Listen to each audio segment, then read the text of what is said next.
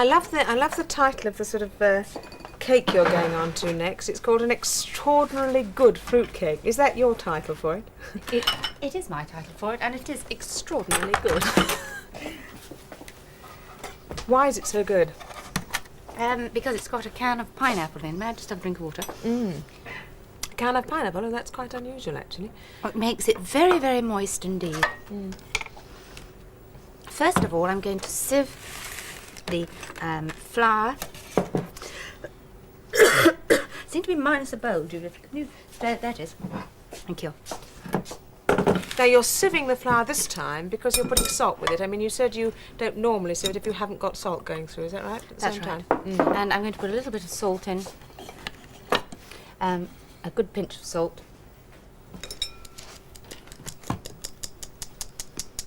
There we are. And then I've got cherries that go with this recipe, and I've halved them, and I'm adding them to the flour.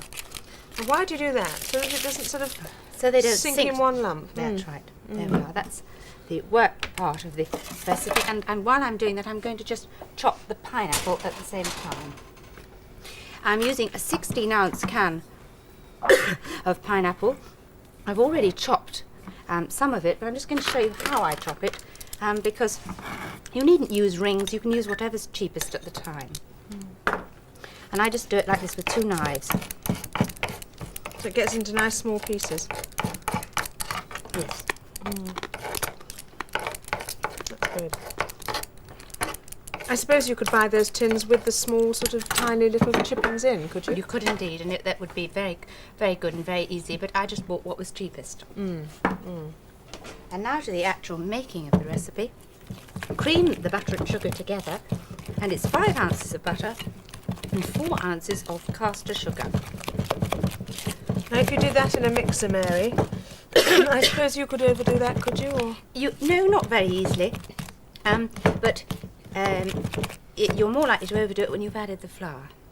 And then I'm going to add the eggs. It's a basic creaming mixture, as you would do for a Victoria sandwich. And so therefore you're gradually adding the eggs. That's right. To absorb them into. Looks lovely and light, doesn't it? There we are.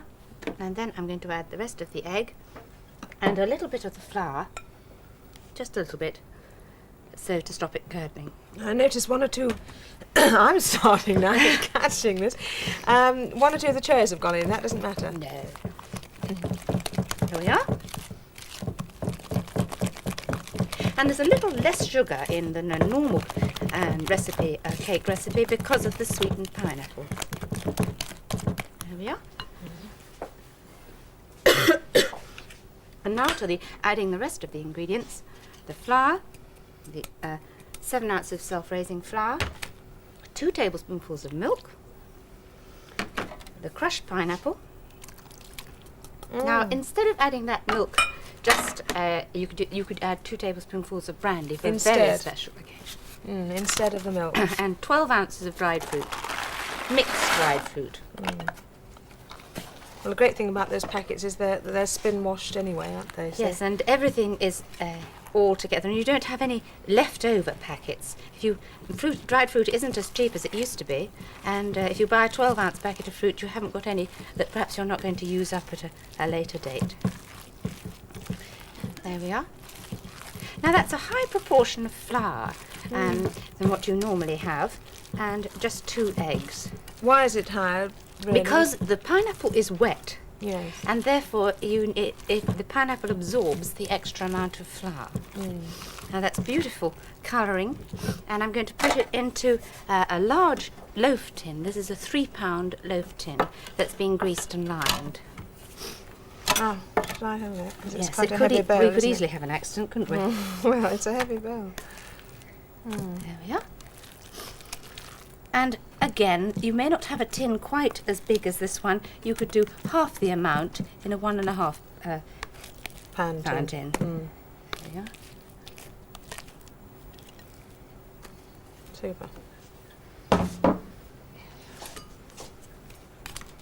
Just scrape all the mixture down. Got long arms. And that drop some out here. We won't waste any. just level it off.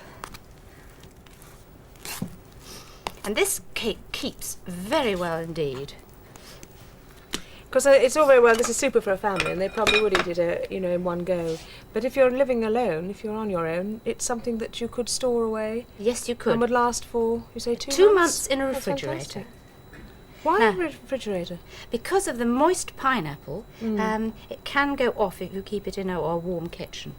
Now, I put 4 ounces total of cherries in the recipe, and I'm putting about 10 halved on top. Now, they're not going to get burnt. I would have thought they sort of cooked or no, they overcooked. haven't got burnt. If your oven is on slightly hot side, you may find that they could catch. So, if you like, put them in halfway during cooking. The cooking time for this is 2 hours, and it's in a fairly cool oven at 325, gas number 3. And you know when it's done, when it's risen to the top of the tin. We've got one here, Judith. That we've already cooked. When it's a good brown colour, and when you press the top of it, this is of course cold, the top springs back.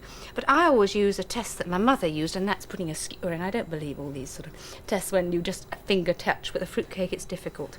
So let's just cut a big chunk off so that you can see what the inside is And like. obviously, just to make an obvious point, if the skewer's clean, the cake's cooked. Yes, Yeah, that's there we lovely. are.